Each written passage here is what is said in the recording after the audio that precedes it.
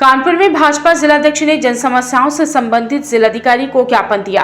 आपको बताते चले कि महानगर की जन समस्याओं को लेकर आज भारतीय जनता पार्टी के एक प्रतिनिधि मंडल ने जिलाधिकारी जितेंद्र प्रताप सिंह से मुलाकात की और उन्हें समस्याओं से संबंधित ज्ञापन सौंपा। इससे प्रतिनिधि मंडल का नेतृत्व कर रहे जिलाध्यक्ष अनिल दीक्षित ने कहा कि शहर के मौजूद निजी नर्सिंग होम बेलगाम हो चुके हैं। वो सीएमओ के साथ साथ किसी अन्य अधिकारी की किसी बात को नहीं सुनते हैं। इन नर्सिंग होम में उपचार के हाई रेट होते हैं। गरीब आदमी अपना उपचार नहीं करा पाता, वहीं गरीब जनता अपना मकान व जमीन बेचकर इलाज करता है, लेकिन जब ठीक नहीं होता तब उसे सरकारी अस्पताल भेज दिया जाता है।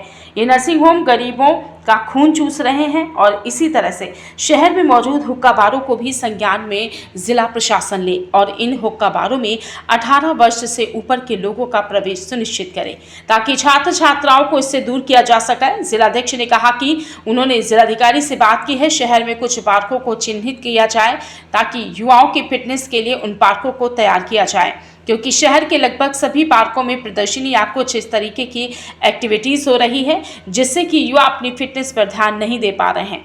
वहीं इसी तरह से पुराने मंदिरों को भी ठीक बगल में जो शराब की दुकानें खुली हैं, जिलाधिकारी इस पर ध्यान दें और वहां से शराब की दुकानें हटाएं ताकि किसी की भी धार्मिक भावना को आघात ना हो। और इन सभी मांगों पर जिलाधिकारी ने तत्काल कार्रवाई करने का भरोसा भारतीय जनता पार्टी के जिलाध्यक्ष को दिया है। उसमें एक समस्या नर्सिंग होमों की समस्या थी कि नर्सिंग होम महानगर में अपनी दुकानों टाइप दो कमरों में नर्सिंग होम बनाए और रेट बोर्ड का कहीं कोई पता आता नहीं रहता है। जितना गांव से बेचारा गरीब आदमी, गांव का शहर का गरीब आदमी आता है, वो 2-4 लाख रुपए खेती बेच करके आता है, 2-3 दिन एडमिट रहता है, उसका पूरा पैसा जब खत्म हो जाता है तो फिर वो हेलट में चला जाता है और हेलट में जा करके अपनी लीला समाप्त कर देता है। उस नाते हमने ध्यान आकृष्ट कराया है जिलाधिकारी महोदय का कि नर्सिंग होमों की जांच करा करके और उनका जो रेट बोर्ड है वो हिंदी भाषा में हर नर्सिंग होमों के सामने टांगा जाए, जिससे सामान्य आदमी भी रेट बोर्ड पढ़ के देख ले कि यहाँ हमारा कितना खर्चा होना है, वहाँ कितना खर्चा होने वाला है। ये दूसरी एक समस्या थी कि शहर में हुक्का बार की मार चल रही थी।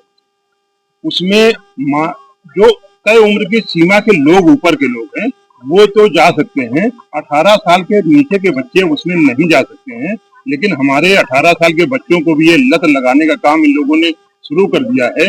उसको मांगे कि उसकी जांच करा करके उसमें तय सीमा के ऊपर के नीचे के लोग वहां न जा पाए। एक ये समस्या उठाई है। तीसरी समस्या उठाई है कि महानगर में खेलने के लिए पार्क लगभग खत्म होते जा रहे हैं। हमारा युवा जो कहीं भी सामान्य वर्ग का है वो पैसे दे करके अपनी प्रैक्टिस नहीं कर सकता है। हमारे सबसे बड़े ब्रिजेंद्र पार्क में 3-3, 4-4 पार्क थे, उसमें किसी में बिल्डिंग बन गई, किसी में कुछ हो गया, एक में हमेशा कोई न कोई एग्जीबिशन लगी रहती है। हमने मांग की है कि एग्जीबिशन कभी न लगे, वो पार्क कम से कम खाली रहे, जिससे हमारे युवाओं को वहाँ प्रैक्टिस करने का, दौड़ने का एक फिजिकल एजुकेशन भी तो उनको मिलती रहे।